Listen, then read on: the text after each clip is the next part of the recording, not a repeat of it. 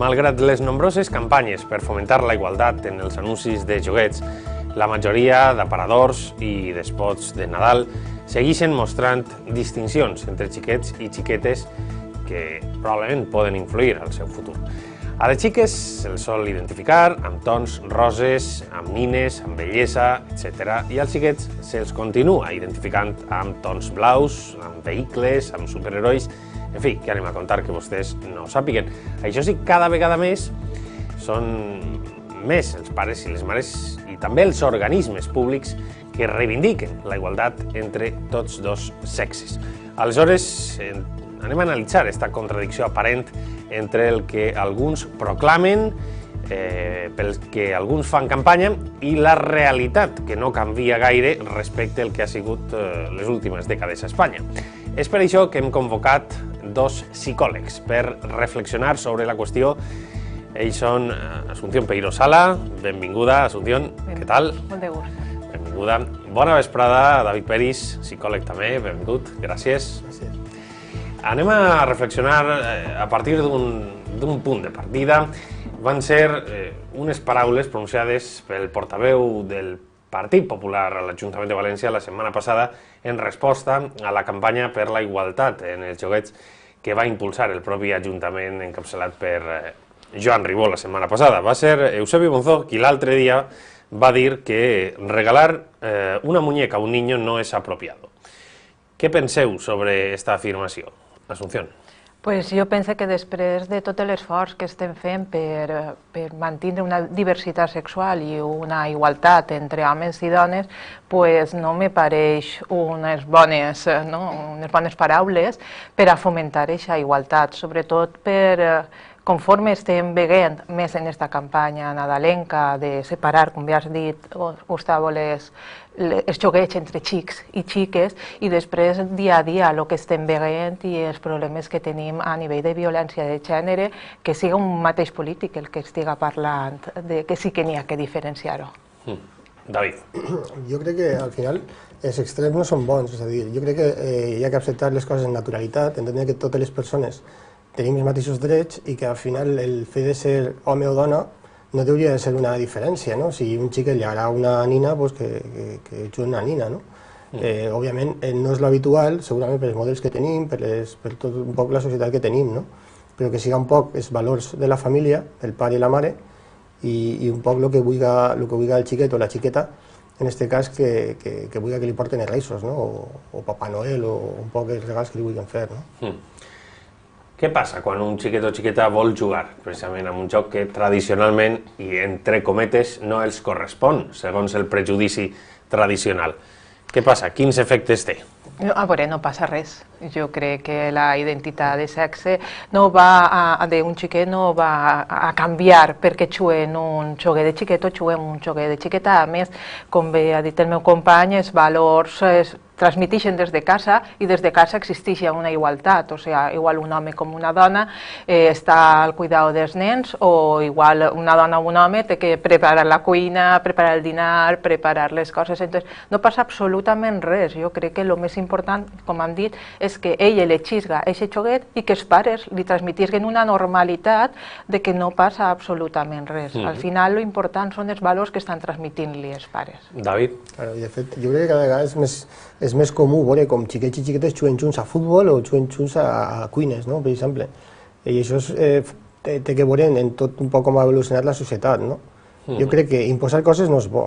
Agarrar-ho com naturalitat i deixar que la gent trie, intentar trobar models adequats. Per exemple, l'última pel·lícula de Disney, si em deixes que faig un poc de publicitat, però és una pel·lícula molt bona en aquest sentit, no? Perquè realment l'heroïna és una dona.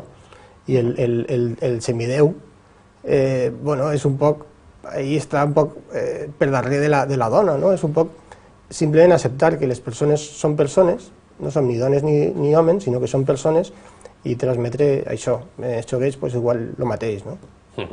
La moda de cuinar a casa i que siguin els xiquets també els que duen la iniciativa, fins i tot cuinant, pot ajudar a la llarga també, pot ser bressol de més igualtat a casa, en les tasques? Jo crec que sí, i més de normalitzar de normalitzar al final, com bé han dit, l'important és que no estem dient ni 100 ni 50% cadascú, sinó que tot se col·labore en les coses que n'hi ha que fer en casa i cada un les seues pròpies habilitats i fomentar en un xiquet aquest amor per cuinar i aquest amor per fer coses per a compartir en el reste de la família és molt important. Avancem cap a una manera de cuinar cada vegada més democràtica a casa? Jo crec que sí, no? Jo, en ma casa, per exemple, el meu fill li ajuda a la meva dona, perquè ella és la que cuina, jo també, menys, per lo que siga, però que al final és un poc que ens repartim la feina segons, òbviament, tenim un bagatge cultural que cada ens influïs, però cada vegada influïs menys, no? És bo que els pares i les mares duguen la iniciativa a l'hora de que siguin ells els que, motu propio, regalen joguets sense etiqueta, o s'ha d'esperar a veure la tendència de cada xiquet i els gustos de cada xiquet? A veure, jo soc de l'opinió, que no sé si tot el món la compartirà en mi o no, però jo sí que soc de l'opinió que n'hi ha que dirigir una miqueta els joguets dels xiquets adequats a la seva edat, no? I a la seva maduresa. Entonces, encara que els xiquets al final el que volen triar... Etiqueta de sexe, volíem dir, en aquest cas. Al final els xiquets elegeixen el que es llama en la tele, ¿vale? I el que la publicitat està ensenyant-los, però tu deus de dirigir aquesta carta al Pare Noel o a Reis Mags, no? Per a que siga realment un xoguet que ell pugui aprofitar i per a que no tinga una saturació de xoguets que igual no li aporten els principis que tu vols que tinga el teu fill. En aquest cas, per què hauria de guiar-se un pare o una mare a l'hora de triar un joguet? El factor etiqueta sexual en el joc, com s'hauria d'afrontar? Més enllà del que demana el xiquet o la xiqueta. Si tu tries, què has de fer? Jo penso que n'hi ha que triar xocs que tant servisquen per un xiquet o per una xiqueta, com podria ser un xoc didàctic, un xoc educatiu, i després, dins de les figures, com estem veient aquí darrere... Abans sempre, perdona, un joc didàctic que un joc discriminatori, entre cometes. Exactament, sí. I després, igual se pot elegir un castell de Playmobil, que ahí participen xiquets i xiquetes, perquè Playmobils n'hi ha dels dos sexes, i si al xiquet li agrada les nines, per què no? Un xoc, una nina, però no fa falta que siga la roseta de nina, podria ser una nina, un nino, i ja està, per a que el xiquet jugui en ell. O una cuineta, o una caixa de ferramentes, que això també s'agrada a tots. Sempre buscar xoguets que puguen jugar els dos. David? Bueno, jo crec que estic un poc d'acord en això. Jo crec que el que hem de fer no són tan importants els xoguets, sinó com manegem aquesta informació, no? És a dir, el xiquet normal en el col·le igual diu les xiques no juguen a futbol, perquè són missatges que encara estan, no? És aprofitar aquest missatge per dir, mira, avui en dia n'hi ha xics i xiques que juguen a futbol, o el meu fill i les meves nebodes, per exemple, juguen en nines, el meu fill també juga, o juguen a futbol tots junts, no? Fomentar un poc això. A l'hora de triar els xoguets, jo crec que al final n'hi ha que donar que els xiquets assumisquen la seva responsabilitat, no? És a dir, què volen ells, i dins d'això, òbviament, intentar que els missatges siguin adequats. De fet, aprofitar, per exemple, en jocs estos de la Play o en videoconsoles, igual un xic pot triar una xica o al revés, no? O n'hi ha jocs que són unisex, entendre que les persones, cada una és com és i cada persona té les seves necessitats. Negar als xiquets i xiquetes jocs bèl·lics o pistoles pot generar un efecte rebot en els xiquets? És a dir, que encara els desitgen més o no té per què? No té per què. Jo crec que de forma espontània els xiquets, lo de la pistola, i el disparar, i igual com vull ser un superhéroe i tot això ja ho fa. Són a voltes una catarsi per a l'agressivitat, per a canalitzar l'agressivitat per ahí, o no? No, jo no ho veig.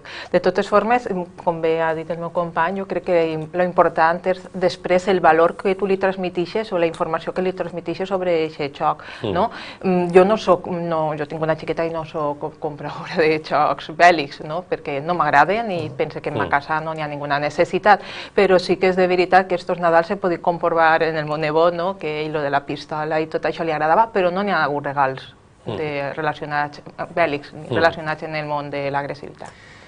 Ja per anar tancant, David, què opineu dels joguets didàctics i quan podem dir que estem davant d'un joguet didàctic? Jo crec que són molt adequats. De fet, el xoc és una activitat fonamental en el ser humà, en els adults també, però sobretot en els xiquets. I jo crec que al final tens que triar aquests xoguets que s'adeqüen a cada xiquet, no? Independentment de l'edat, que també, no? Sinó cada xiquet té unes característiques, té uns interessos i bueno, és funció nostra un poc de poder triar això.